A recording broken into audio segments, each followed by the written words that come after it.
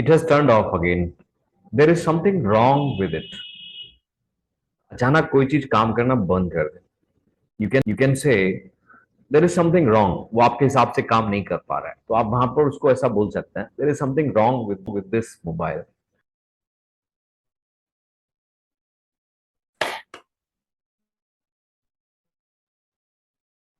Fan अब change ही नहीं हो रहा. There is something wrong with this remote.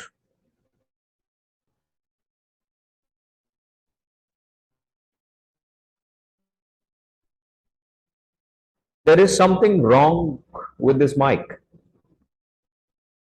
Sometimes we say, what's wrong? What's wrong with it? It's not working. What happened to you? What's wrong with you? What's wrong with you? आप किसी व्यक्ति के लिए भी ऐसा बोल सकते हैं. भाई बात क्यों नहीं कर रहे हो? बोल क्यों नहीं रहे हो? What's wrong with you? Use it as often as you can in the language.